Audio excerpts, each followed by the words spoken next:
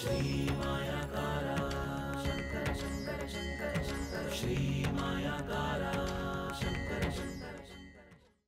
ಗುರುಭ್ಯೋ ನಮಃ. ಮಾಯಕಾರ ಪ್ರಭುವೇ ನಮಃ. ಗಣೇಶದೇವಿ ವಾಗ್ದೇವಿ ಮಮ ವಾಕ್ಯ ಸಿದ್ಧಿ ಕುರು ಸ್ವಹ. ಓಂ ನಮೋ ಭಗವತಿ ಚಾಮುಂಡೇಶ್ವರಿ ಮಲಯಾಳ ಸ್ವರೂಪಿಣಿ ಸರ್ವಸಿದ್ಧಿಕಾರಿಣಿ ಸತ್ಯಂ ಬ್ರೂಹಿ ಸ್ವಹ.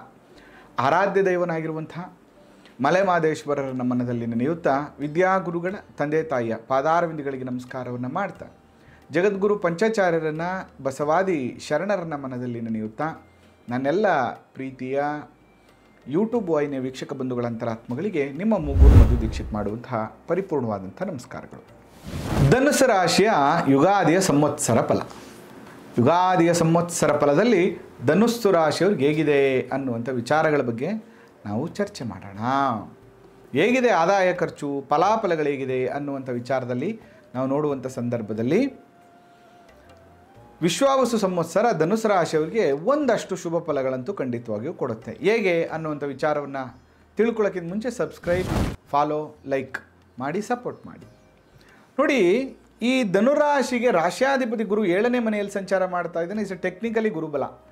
ಪಾಲುದಾರರಿಂದ ಅನುಕೂಲ ಆಗುವಂಥದ್ದು, ಮಡದಿ ಅಥವಾ ಗಂಡನಿಂದ ಅನುಕೂಲಗಳಾಗುವಂಥದ್ದು, ಅಥವಾ ಹೊಸದಾಗಿ ಮದುವೆಗೆ ಪ್ರಯತ್ನ ಮಾಡ್ತಾ ಇರೋರಿಗೆ ಮದುವೆ ಆಗುವಂಥದ್ದು, ಸಂತಾನ ಅಪೇಕ್ಷೆ ಪಡ್ತಾ ಇರುವಂಥವ್ರಿಗೆ ಸಂತಾನ ಆಗುವಂಥದ್ದು ಎಲ್ಲವೂ ಕೂಡ ಆಗ್ತದೆ.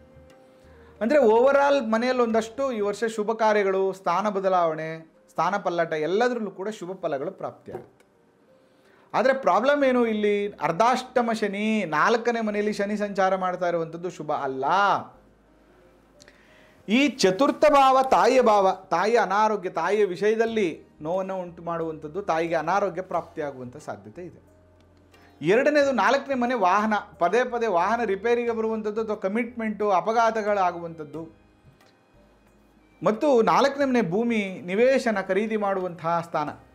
ಭೂಮಿಯನ್ನು ಖರೀದಿ ಮಾಡುವಾಗ ಲಿಟಿಗೇಷನ್ನು ಅಥವಾ ಶಲ್ಯ ದೋಷಾದಿಗಳಿದ್ದು ಬೇಗ ಮನೆ ಮುಗಿದಿರುವಂಥದ್ದು, ಮನೆ ಕಟ್ಟಕ್ಕೆ ಪ್ರಾರಂಭ ಮಾಡಿದ್ರೆ 1 ಡಬಲ್ ಖರ್ಚಾಗುವಂಥದ್ದು, ಈ ಥರ ಅನೇಕ ಸಮಸ್ಯೆಗಳು ನಿಮಗೆ ಉಂಟಾಗ್ತದೆ.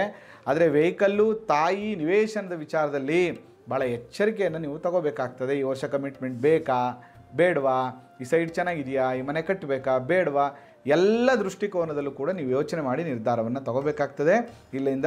ಇಲ್ಲ ಅಂದರೆ ಅದರಿಂದ ಕೂಡ ನಿಮಗೆ ಸಮಸ್ಯೆ ಆಗುತ್ತೆ.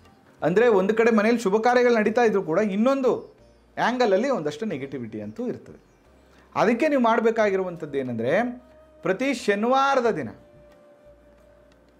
ಒಂದು ಬಾಂಡಲಿಯಲ್ಲಿ ಎಳ್ಳೆಣ್ಣೆಯನ್ನು ತುಂಬಿ ಅದರಲ್ಲಿ ಮುಖವನ್ನು ನೋಡಿ ದೇವಸ್ಥಾನಕ್ಕೆ ಕೊಡುವಂಥದ್ದು. ಭಾಳ ಮುಖ್ಯವಾಗಿ ಗುರುಗಳ ದೇವಸ್ಥಾನಗಳಿಗೆ ಆಗಾಗ್ಗೆ ಭೇಟಿ ಮಾಡುವಂಥದ್ದು. ಮಲೆಮಹದೇಶ್ವರರು, ಯಡಿಯೂರು ಸಿದ್ಧಲಿಂಗೇಶ್ವರರು, ಕೊಟ್ಟೂರು ಬಸವೇಶ್ವರರು, ರಾಘವೇಂದ್ರ ಸ್ವಾಮೀಜಿ ಮತ್ತು ಸಾಯಿಬಾಬಾ, ಹೀಗೆ ಗುರುಗಳು ಗದ್ದಿಗೆಗಳಿಗೆ ದರ್ಶನವನ್ನು ಮಾಡುವಂಥದ್ದು, ಅಥವಾ ನಿಮಗೆ ವಿದ್ಯೆ ಹೇಳಿಕೊಟ್ಟಂಥ ಗುರುಗಳ ಭೇಟಿ ಮಾಡಿ ಆಶೀರ್ವಾದವನ್ನು ಪಡೆಯುವಂಥದ್ದು, ಮಠ ಮಾನ್ಯ ದೇವಾಲಯಗಳಲ್ಲಿ ಹೋಗಿ ಸೇವೆಯನ್ನು ಮಾಡುವಂಥ ಕೆಲಸವನ್ನು ಮಾಡೋದ್ರಿಂದ, ಕುಲದೇವರಿಗೆ ತಪ್ಪಿಸ್ತೆ 15 ದಿನಕ್ಕೊಂದ್ಸರಿ, ತಿಂಗಳಿಗೊಂದ್ಸರಿ ಹೋಗೋದ್ರಿಂದ ಈ ಎಲ್ಲ ದೋಷಗಳು ಕೂಡ ನಿಮಗೆ ಕಮ್ಮಿ ಆಗುತ್ತೆ. ಅದರ ಜೊತೆಗೆ ಒಂದು ಚಿಟಿಗೆ ಅರಿಶಿಣವನ್ನು ಸ್ನಾನ ಮಾಡುವಂಥ ಸಂದರ್ಭದಲ್ಲಿ ನೀರಿನ ಜೊತೆ ಮಿಶ್ರಣವನ್ನು ಮಾಡಿ ಸ್ನಾನವನ್ನು ಮಾಡೋದ್ರಿಂದ ಕೂಡ ಈ ದೋಷಗಳು ಕಮ್ಮಿ ಆಗುತ್ತೆ. ಅದರ ಜೊತೆಗೆ ನಿಮ್ಮ ಜಾತಕಗಳನ್ನು ಕೂಡ ಒಮ್ಮೆ ತೋರಿಸ್ಕೊಳ್ಳಿ ಅಂತ ಹೇಳ್ತಾ, ಇದು ಯುಗಾದಿಯ ಫಲಾಫಲಗಳು. ಆದರೆ ಆದಾಯ ಖರ್ಚಿನ ಬಗ್ಗೆ ನಿಮ್ಮ ಜೊತೆ ಮಾತಾಡೋದಾದರೆ, ಧನುಸ್ಸು ರಾಶಿಯವರಿಗೆ 5 ರೂಪಾಯಿ ಸಂಪಾದನೆ ಆದರೆ 5 ರೂಪಾಯಿ ಖರ್ಚು ಈಕ್ವಲ್ ಆಗಿದೆ. ಅಂದರೆ ಸಂವತ್ಸರ ಹೇಳ್ತಾ ಇದೆ, ನೋಡಪ್ಪ ಇವನಿಗೆ ಸಂಪಾದನೆ ಮತ್ತು ಖರ್ಚು ಎರಡೂ ಈಕ್ವಲ್ ಆಗಿದೆ. ಎಷ್ಟೇ ಸಂಪಾದನೆ ಮಾಡಿದ್ರು ಇನ್ನೊಂದು ಕಡೆ ಯಾವುದೋ ವಿಚಾರದಲ್ಲಿ ಅವನು ಕಮಿಟ್ಮೆಂಟಲ್ಲಿ ಸಿಕ್ಕಾಕೋತಾನೆ, ಖರ್ಚುಗಳು ಬಂದ್ಬಿಡುತ್ತೆ ಅಂತ ಹೇಳ್ತಾ ಇದೆ. ಅದರಿಂದ ನೀವು ಸ್ವಲ್ಪ ಹಣಕಾಸಿನ ವಿಚಾರದಲ್ಲಿ ಎಚ್ಚರಿಕೆಯನ್ನು ತಗೋಬೇಕು ಅಂತ ಹೇಳ್ತಾ ಈ ಸಂಚಿಕೆಯನ್ನು ಮುಗಿಸ್ತಾ ಇದ್ದಾನೆ. ಆ ಮಲೆಮಹದೇಶ್ವರರ ಅನುಗ್ರಹ ಸದಾ ನಿಮ್ಮ ಮೇಲಿರಲಿ. ನಮಸ್ಕಾರ.